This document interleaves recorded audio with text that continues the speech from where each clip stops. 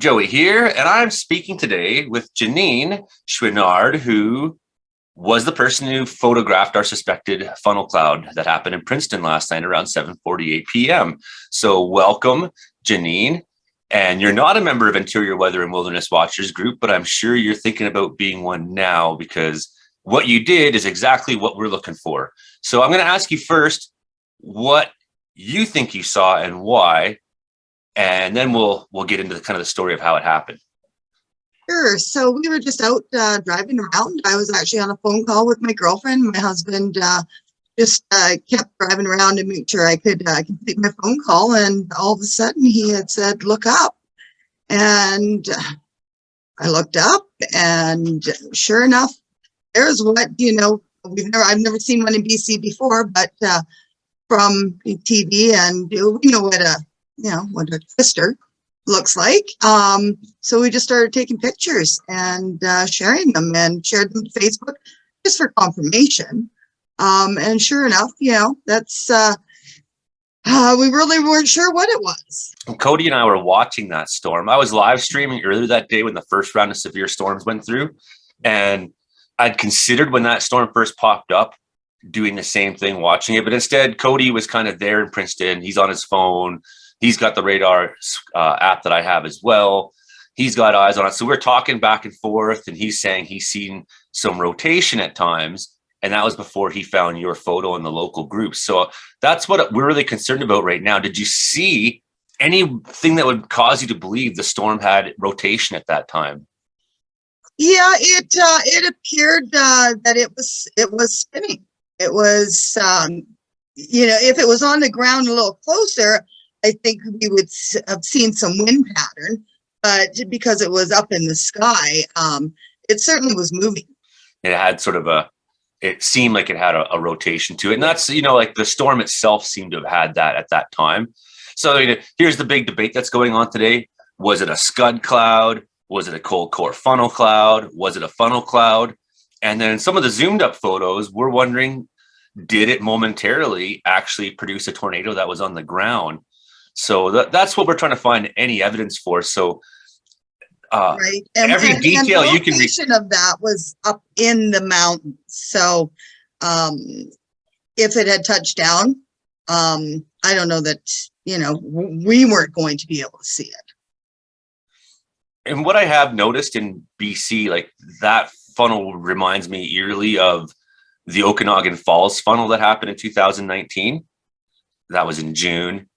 Much the same. It reminds me of one that we saw near Salmon Arm, I believe, a couple years back. It reminds me of the ones I've seen in the Caribou. There was a short-lived tornado that touched down that we have confirmation of it, but Environment Canada never sent anybody to look at the damage, right? So, so the common belief is that the topography prevents tornadoes. But what I've noticed is that actually in British Columbia, storms that might not out in the open have produced sometimes because of the changing of elevations, and you have different areas of moisture and different areas of dryness and different areas of temperature. And sometimes that elevation change will temporarily get a storm spinning. So I'm going to ask you, A, about your husband's storm watching past, and B, just every detail you can think of now from the time you first seen it. Well, actually, Mark is sitting right here with me, and this is kind of his hobby. What on track? He's just sending me a note saying, "What on track? What this is going to happen again today?" So because he follows all these weather apps, and he's always following the thunder and lightning hits, watching for forest fires. So last night was pretty exciting for us. Right. And we followed it. We went through, we first seen it in Princeton, and we followed it up towards Eastgate is where it went. And then it kind of disappeared and turned into that thunder and lightning show with hail and monsoon rain.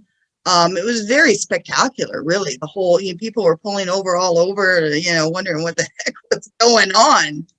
So some of those after photos that we got as we were moving west towards Manning, I guess. The funnel had gone, but that it looked, the best description is that cloud after that almost looks like a hovering UFO. right? It was a circle, and that actually was pretty spectacular. Just from watching storm shows on TV and weather TV, we knew that something spectacular. We don't see that.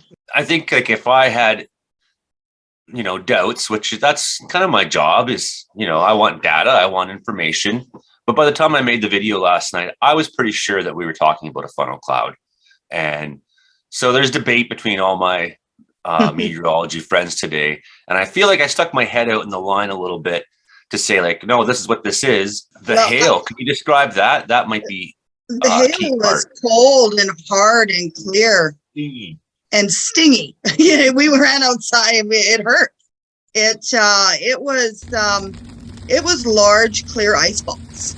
Not your bigger than a green pea. It was not like our typical snowy styrofoam. Hail. Dropple. Yeah.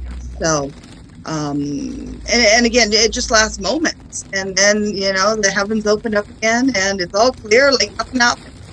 We did. It continued. The storm continued when we got back home. The rain was pounding, severe rain. But we're all under flood watch still, right? So the rain is concerning to us as well. Was that hail on the back side? So if this was where your storm is and your funnel was sort of back here, was it on the back side?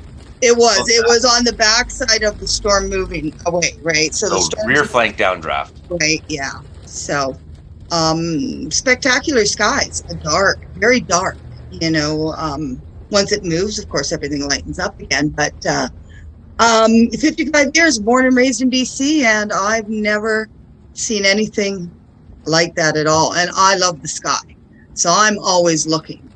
It was an orangey brown sky, very almost, big dirty looking. That kind of scary. Certainly, like we had before on the radar before, you would have seen the funnel, a clear slot of inflow that was happening, and Cody was on the ground and could see that. Like when you look up and everything's really spooky right above you. I don't really know how to, sometimes they call that going green. It'll give you that kind of green effect when you're in that part of it. And then we had a clear look at what seemed to be a rear flank downdraft. So that's pretty key. If you're saying that hail you intercepted was on the backside of where that storm was and not, say, in the core area, right? So that's a good clue for sure. Well, we're learning a lot. It was, I don't know that we'll ever see one again, but like I said, my husband, he's kind of expecting to happen again today. Yeah. It's my opinion that Friday is the big storm day, but I think that anything that develops today has the potential to be a fairly spectacular show, because we're not looking at a line of storms coming through today. We're looking at the possibility of individual storms, and that's what you had there yesterday too. It was like one cell, and it grew, and it was able to do things on its own because it wasn't part of a line, wasn't attached to other things in the weather world, right? Right. Yeah, it really, like I said, it was spectacular and so, scary at the same time. But we did know it was far enough away; it wasn't going to harm. But the more information you guys can get to figure this out, and the last 5 years, our weather system has been unpredictable here. I have a feeling these things are a lot more common in the mountains than people think. I've spent a lot of time in the bush as a firefighter, timber cruiser, mountaineer. I've come across a lot of damage in forests, particularly growing up in Ontario in the bush. Right. I'd come across areas that were just completely trashed, and then it was like, well, is everything laying the same way, or is everything ripped and spinning? Right. And it would often be pretty clear. So we had near here 6-7 years ago, out in the 3100 back road, what would be, I guess, a plow wind, a downdraft, which is, equally as destructive as a tornado. And there was spruce trees that were massive. It's like rainforest back there, right? All ripped up, snapped in half, and a large section of it, right? And that's just some place out in the mountains where things like that happen and no one's there. Right, and that's what Cody was explaining to me last night, is because I wasn't aware that this evidence is out there because, you know, only certain people go that deep. But yeah, so it was, I'm learning lots of things about what you guys find out in the back 40. That these things, you know, like I said, may be more common than not.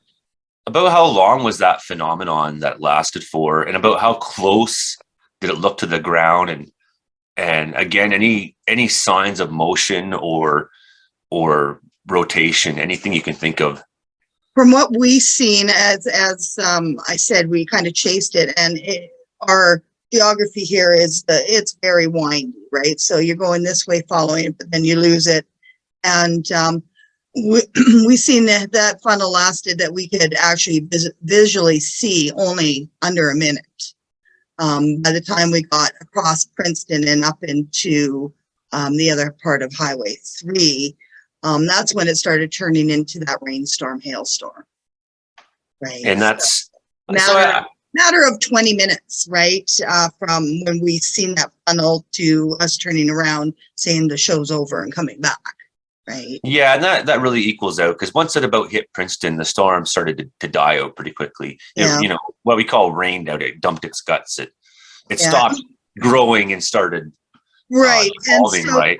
We're at a very high elevation here. So honestly, I don't think this thing was anywhere near the ground. Right. It's river and, you know, caves, mountain, or not caves.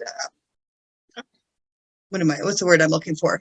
Valleys, like deep, right? Deep. So it's anything you're seeing high in the sky around here is not really close to the ground. No, I suspect that it was the storm crossing over that topography that temporarily pissed it off, you know, and then that's when it kind of spun itself out basically and tore itself apart. So I think that's really great job. You ever see something like that again, make sure you get video, because then we can really tell by its motion what it's doing. So we'll be debating this for a while. I'm on the side of it was a low risk funnel. I don't think it touched I don't think there's a tornado story here. Of course, if I lived there, I would go hike those damn mountains and find that ridge line. Right. Prove it to myself. But well, and my husband asked me, he's asking, have you ever seen a night rainbow? Yeah. Well, especially because if you think about where the storm was in relation to you and the sunset and the rain, it totally makes sense. You know, and that was the skies were really beautiful. Absolutely. All the photos you've seen, all the photos I've seen from other people.